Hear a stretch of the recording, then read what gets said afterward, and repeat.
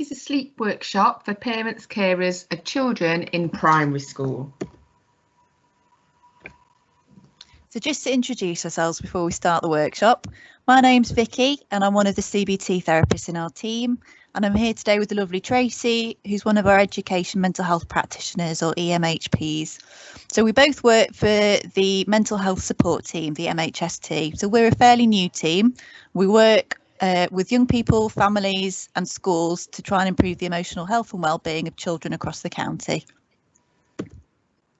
So the aims of today's workshop for sleep hygiene for parents is to explore how much sleep your child needs, how does sleep work, identify what you can do to help your child sleep.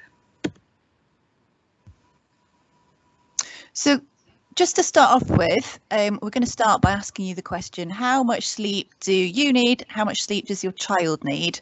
So we've got a really useful graphic here from the Sleep Council that shows the recommended amount of sleep in hours for different age brackets. So children have got significantly different sleep needs to us as adults because they're still growing and still developing.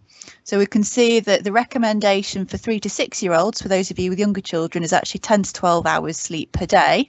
And then for the older primary children, 7 to 12 year olds, it's only decreased very slightly. So that's a recommendation of 10 to 11 hours a day. It's not a hard and fast rule, but those are the general guidelines. And if children are getting less than the required amount, then they may start to struggle. And we'll talk a bit about that on the next couple of slides. Thank you. So why is it important to get enough sleep? So we kind of think about our children. They all have really busy days.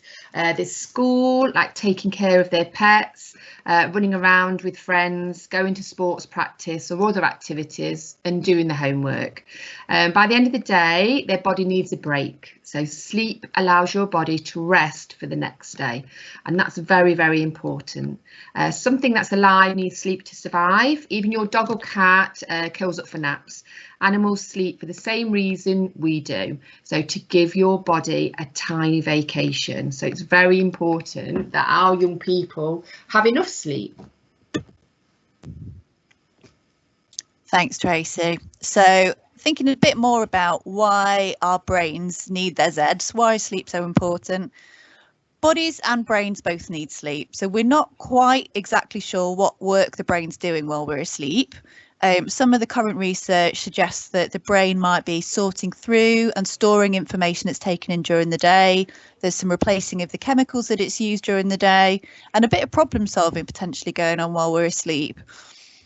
When our body doesn't have enough hours to rest, then often we'll notice, both in ourselves or in our children and young people, that they might feel tired or cranky the next day or unable to think clearly. So we know that sleep makes a massive difference to young people's ability to engage with school the following day.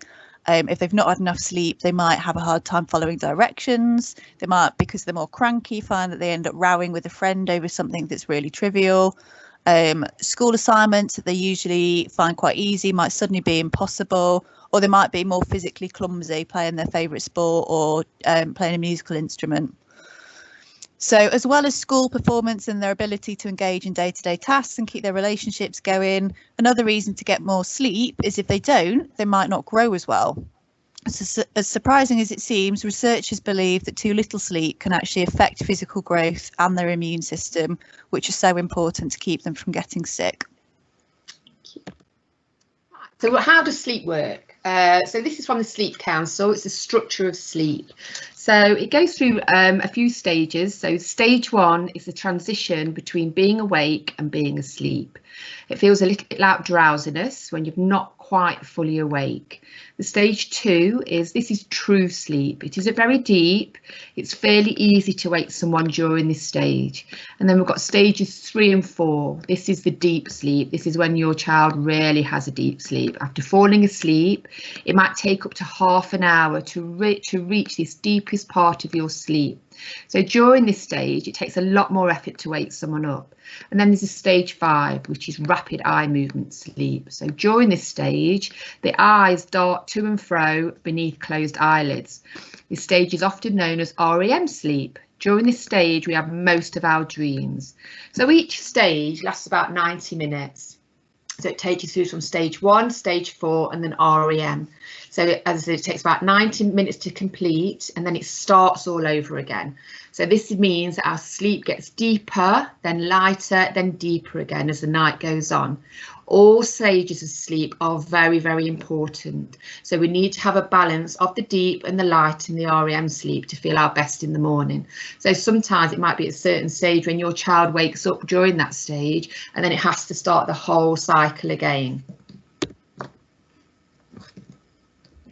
Thanks, Tracy. So we're just going to show you a bit of a video clip that's got a lovely introduction to some of the strategies you can use with your children to help improve their sleep routine and help them get closer to that target number of hours of sleep per night.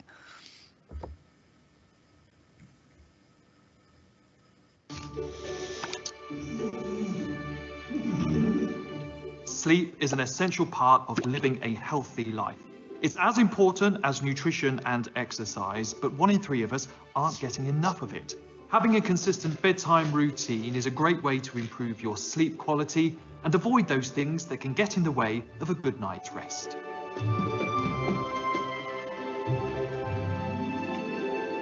When it comes to food, we all have our guilty pleasures. However, eating too close to bedtime or snacking on sugary treats or fizzy drinks will upset your sleep routine. Aim to have a healthy meal around 2 hours before bed and avoid refined sugars and caffeine in the evenings. There's no need to go to bed hungry. If you really do need a snack, opt for something nutritious like mixed nuts or popcorn. And remember to stay hydrated.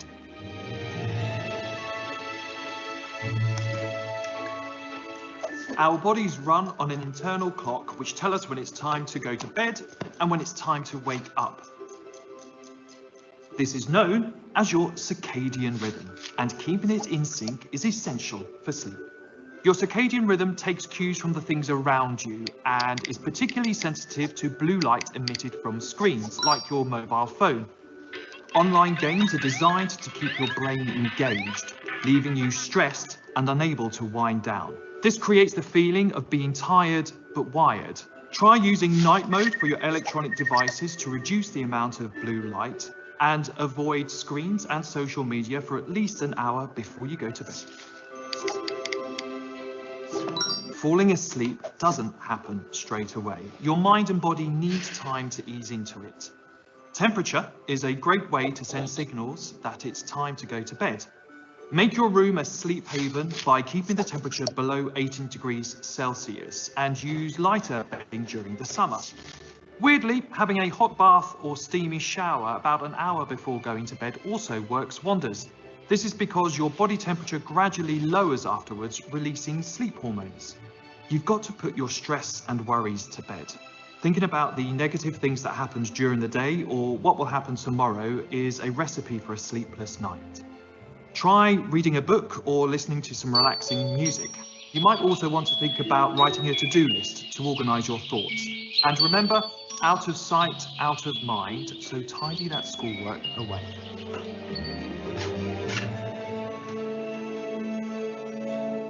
Embrace the darkness. Your body works in partnership with the sun, meaning that you get tired when it gets dark. Having blackout blinds or using an eye mask is a great way to maintain complete darkness throughout the night. If you're still struggling to drop off, try a relaxation exercise such as meditation, breathing exercises, or yoga. Finally, going to bed and waking up at the same time every day is the best way to keep your body in check. That includes weekends, so be consistent. Drop us a comment below if you have any tips and tricks that help you get to sleep. So lovely. That was just something that we kind of found that would really kind of cement how to kind of get your child into their healthy kind of sleep routine and hygiene.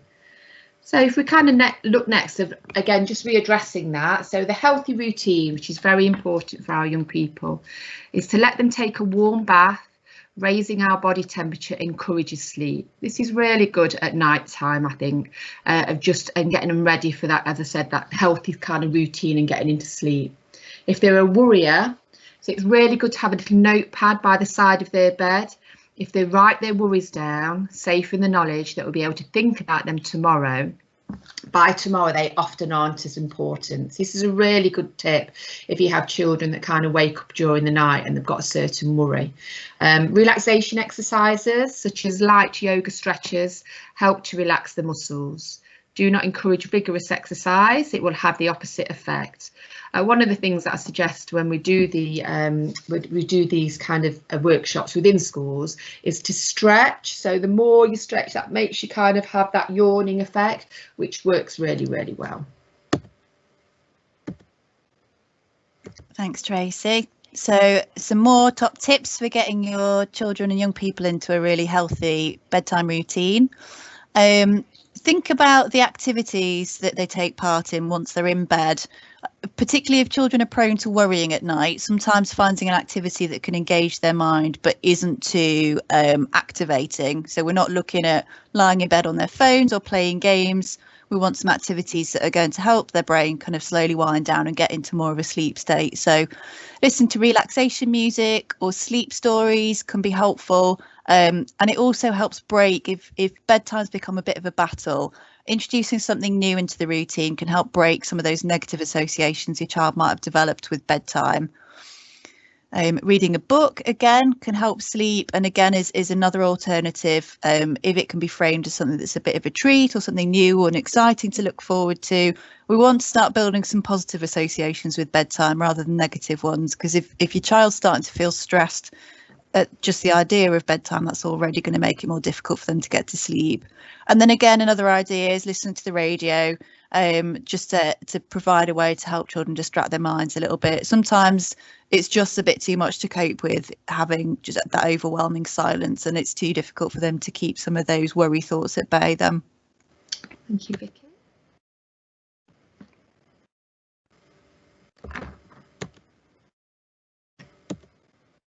So some more healthy routine from that. So using a sleep app, not to track your sleep, you know, Fitbits, I know they do that, and sometimes that can be quite addictive to kind of how much sleep you're having, but to give helpful advice. You know, I use like Headspace. For me, that works really, really well. But have a look out there and see what kind of sleep apps there are that might be more for yourself and your young people. Avoid using smartphones, so tablets or other electronic devices. Like Vicky says, I think you have to kind of get into that kind of sleep hygiene of turning off these electrics devices for at least an hour or so before you go to bed. You know, the blue light and everything can have quite an effect on you not going to sleep. Another top tip, which is great, so turn their clocks around or remove them from the room. There's nothing worse than a young person waking up and then looking at the clock and it's like the middle of the night. That doesn't do anything healthy for the cognitive part of the brain. It might even stop them from kind of going back to sleep. Okay, and thinking again about bedtime routine, our body, as I mentioned in the video, our body really likes routine. It likes to do things in the same way at the same time every night. And if we can make a really consistent bedtime routine for our children, then it makes it much easier for the brain to pick up on the signals that it's time to go to sleep now. And it's time to produce melatonin, which is one of the hormones that will help them fall off to sleep. The really kind of consistent, reliable routine will make it easier for the brain to spot those signals because it knows what to expect. So really try to go to bed at the same time every night, even at weekends. There's obviously going to be the odd occasion when it's not possible, but really trying to get into an established routine will make it easier for the children to tolerate the odd blip in the routine. Limit foods and drinks that contain caffeine. So it's not just the obvious candidates like coffee and tea that have got caffeine in. Look out for things like pop, Coke, particularly in Diet Coke, can both have quite a lot of caffeine in. Hot chocolate has caffeine in, and things like iced tea and obviously energy drinks are particularly bad for this.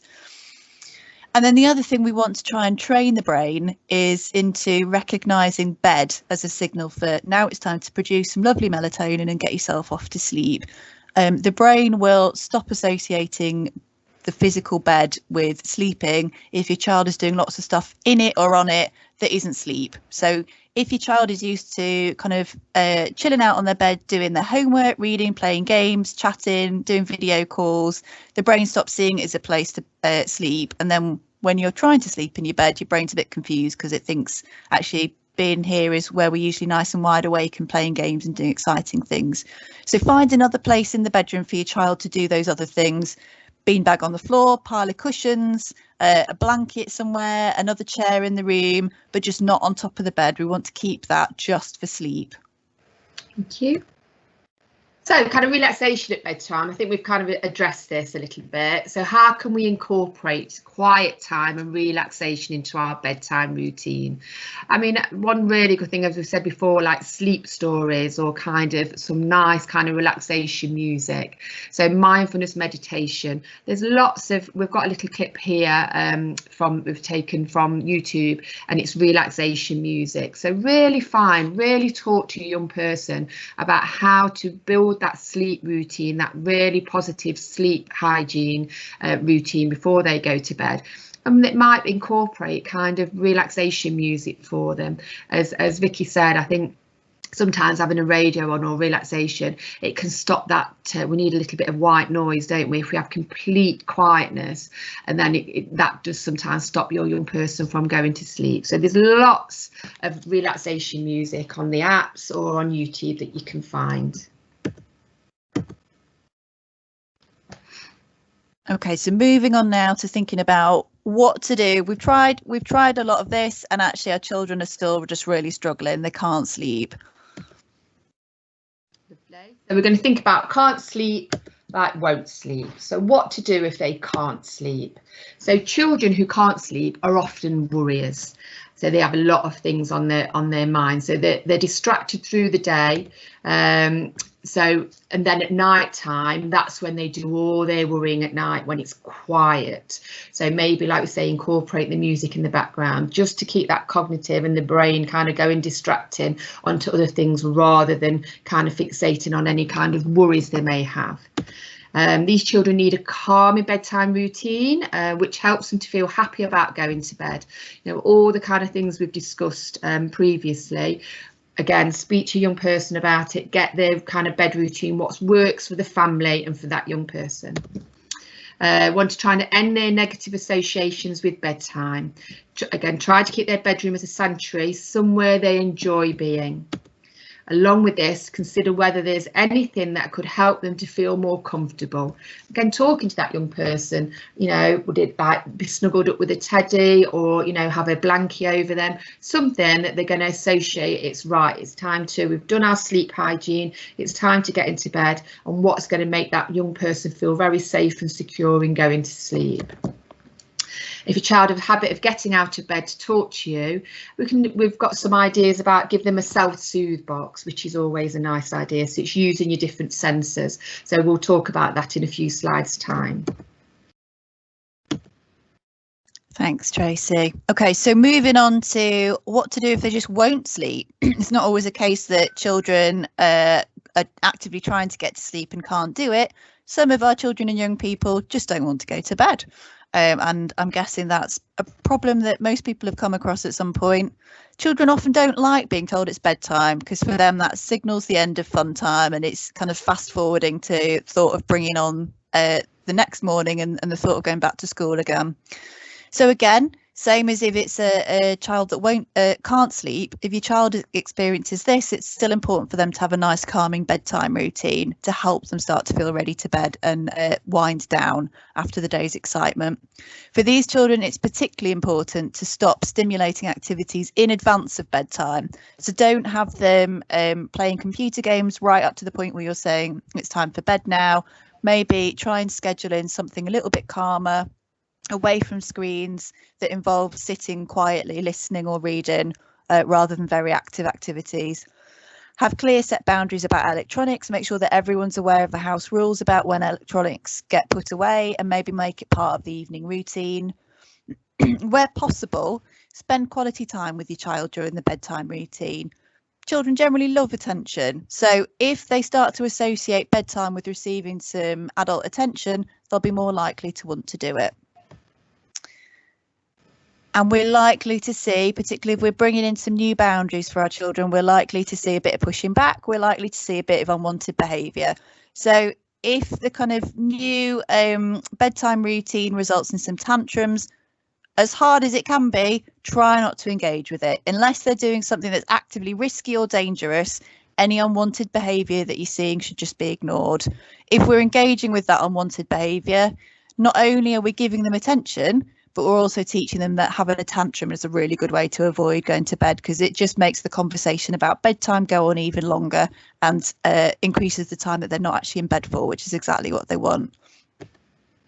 Okay, thank you, Vicky.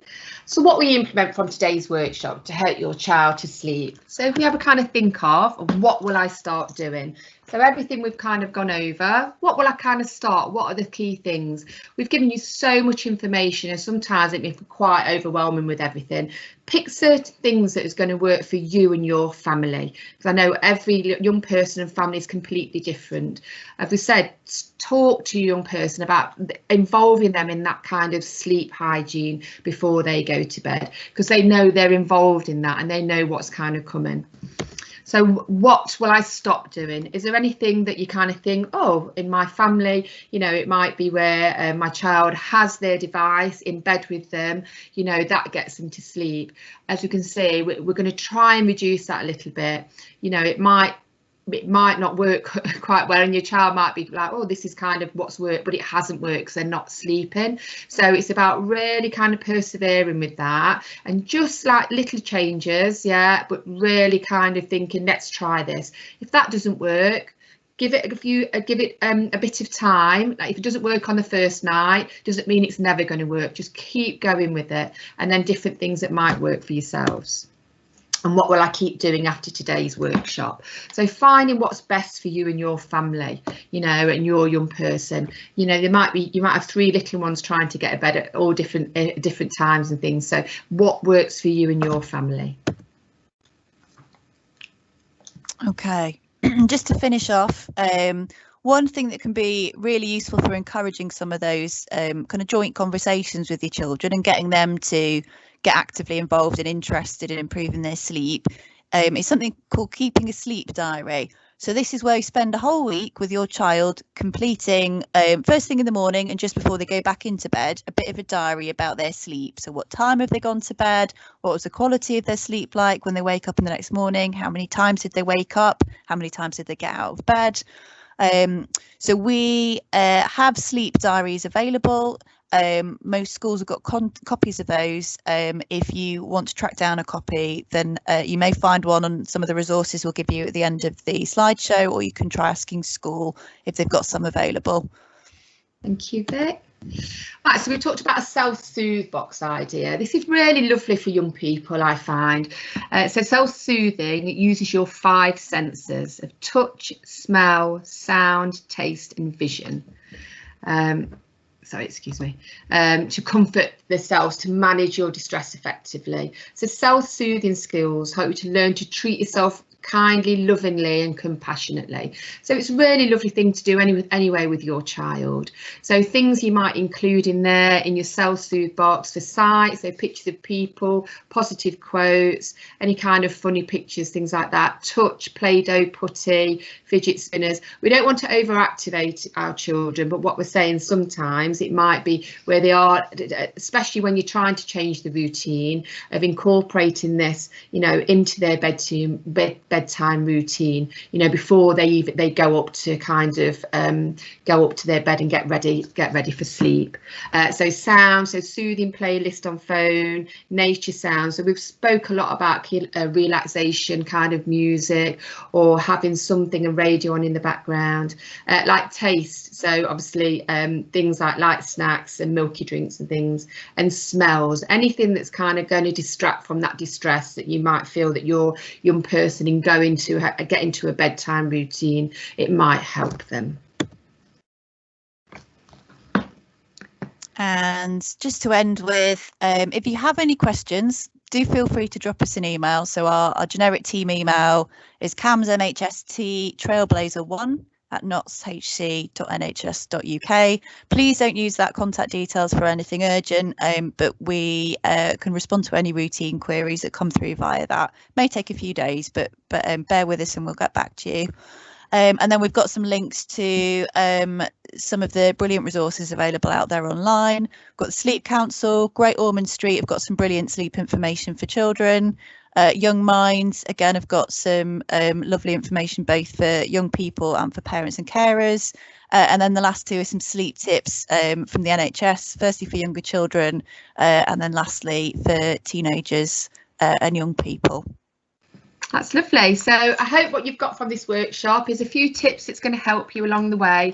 And yeah, we've kind of took things from all different areas and accumulated everything together that we feel will really kind of start you off and your child, giving you that sleep hygiene ready for them to kind of get that good night's sleep, those 10, 11 hours or 10 to 12 hours it's needed for them to kind of to be able to function the next day.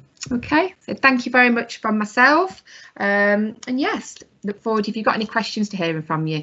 Thank you very much and goodbye.